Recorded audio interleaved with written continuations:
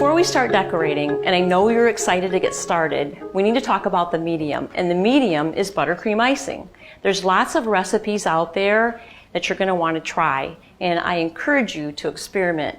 But the Wilton buttercream icing is great for beginners because number one, it's delicious and it's also versatile.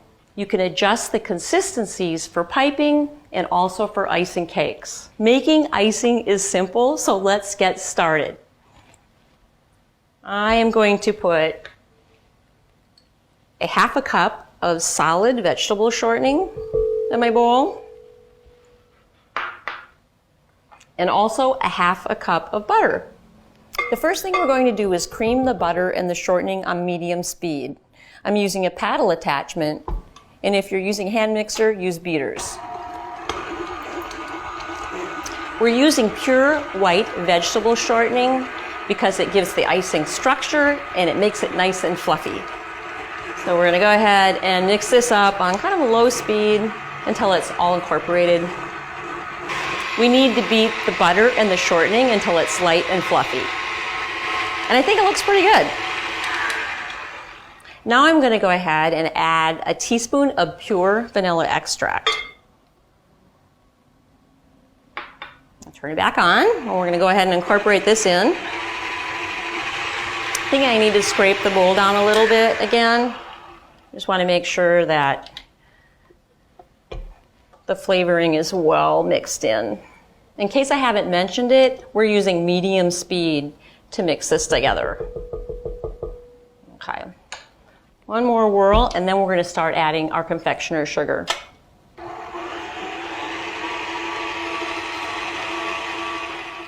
So I'm going to start adding the confectioner's sugar, or also known as powdered sugar, 1 cup at a time.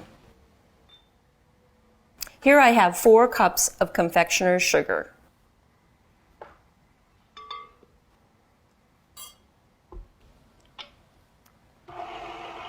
You do want to start this slowly because the powdered sugar can kind of puff up at you, and go ahead and turn this speed up a little bit. Okay, I'm going to add another cup. I think I need to lift up my mixer here a little bit. Again, slow. You'll have powdered sugar all over your kitchen if you don't start this slowly. I think it's time to scrape down the bowl a little bit to make sure that everything is incorporated nicely. Because I have some powdered sugar that's sort of working itself up. And sometimes the powdered sugar will also sit on the bottom of the bowl, so you want to make sure that as you're scraping it down, that you're making sure that there's nothing just sitting down there.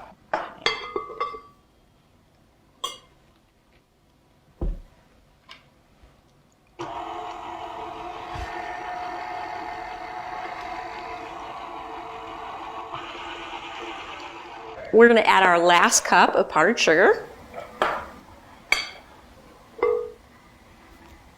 I have a little bit more in here that I can't get out with my measuring cup, so I'm just going to pour it in. Now you're going to notice that this icing gets pretty stiff, but don't worry about it because when we add the liquid, it's going to flop up really nicely.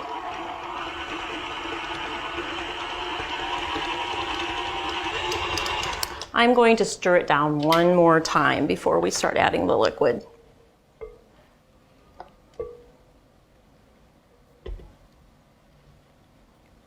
Okay. One more little spin here because I just want to make sure the powdered sugar on the bottom of the bowl is mixed in with the shortening and the butter. And I think it looks pretty good. It looks like I have a few scoops of maybe like a tablespoon of powdered sugar here yet, so I am going to just add it in. I want to make sure that you don't waste anything, and besides that, just a little bit of powdered sugar can make a difference in the consistency of your icing. We'll talk about that in just a little bit.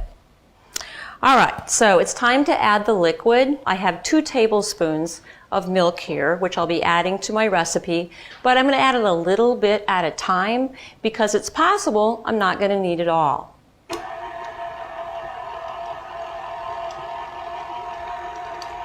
Turn it up to medium speed so it's nice and fluffy. See how it's whipping up and looking really good?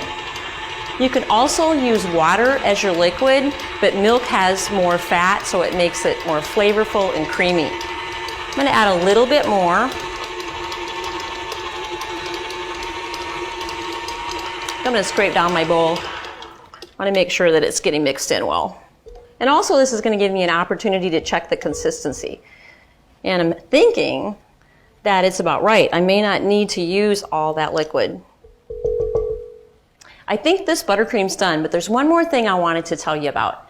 If you are using a hand mixer, you may want to add your liquid a little bit sooner because the icing's pretty stiff and it could exhaust your mixer, and we don't want that to happen. So, as you are mixing up the icing, a combination of your butter and your shortening and your powdered sugars, if you notice that your mixer is starting to run a little bit slower or sound like it's struggling, you might want to go ahead and start adding your liquid a little bit at a time at that point. Just realize that after you've made the icing, it might be just a little bit thin and you might have to add a little bit more powdered sugar to stiffen it up. So I think this icing looks really great. It looks like about 2 1/4 cups of stiff consistency icing, which is great for piping. I think I got that about there. But if you plan on piping, say like stars or dots or rosettes, you're probably going to need to thin it down a little bit. We'll learn more about that in the buttercream icing consistency video. Since we used butter and pure vanilla extract, you can see that this icing is just a little bit yellow. If you want to make pure white icing, that's really easy to do. All you have to do is substitute the 1/2 cup butter with the pure white vegetable shortening. You can add the butter flavor back in by using 1/2 teaspoon of clear butter flavor. You'll also want to use a teaspoon of clear vanilla flavor versus the pure vanilla extract if you want a nice, brilliant white icing. Just a few other things to keep in mind. Depending on the weather, your icing could actually like crust over a little bit, so you'll always want to keep it covered with plastic wrap when you're not using it. Depending on the humidity or the climate in your area, you might need to adjust the consistency of your icing. If it seems a little bit stiff, you can add 1/4 to 1/2 teaspoon additional liquid. If it's kind of thin, you can add 1 tablespoon of powdered sugar, but just add a little bit at a time. If you like an all butter recipe, that's really easy to do too. You just substitute 1/2 cup of butter for that 1/2 cup of shortening. It's a really yummy icing, but just keep in mind that it's softer and more fragile. And if you have hot hands, it might melt a little bit as you're piping. And it also could soften up and melt a little bit more if you're in a warm room. If you think the buttercream icing is just a little bit too sweet, you can add a pinch of salt to your liquid and make sure you let it dissolve before adding it to your powdered sugar shortening mixture. You can also use salted butter as part of your butter to cut the sweetness a little bit. Some decorators use popcorn salt because it's very fine granule and you can actually just put it directly into your buttercream icing. Whatever you do, just make sure you're adding a small amount of salt at a time. Let's talk about flavorings. If you want to go beyond vanilla, this recipe is a perfect base for your favorite extracts or flavorings. Add flavorings to taste, but be mindful that it might thin down the consistency of your icing. So you could substitute some of your liquid with your flavoring. So you have a few flavor options. You can use the clear flavorings, which don't add any coloring to your icing. And then there are extracts, which are really concentrated and taste really great. And then there's the Treatology flavors, which you only need a few drops of. And you can actually combine the flavors to make new flavors. If you have leftover icing after you've completed your project, you just need to use an airtight container to put it in prior to refrigerating it or freezing it.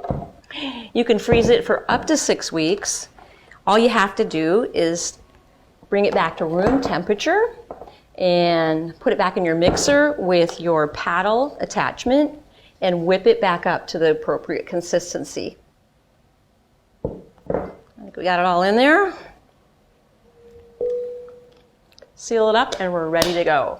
While this buttercream icing is perfect for icing cakes and piping, you're going to want to try other icing recipes as well, like Swiss meringue buttercream, chocolate buttercream, peanut butter frosting, and even cream cheese icing. You can find those recipes and others on Wilton.com.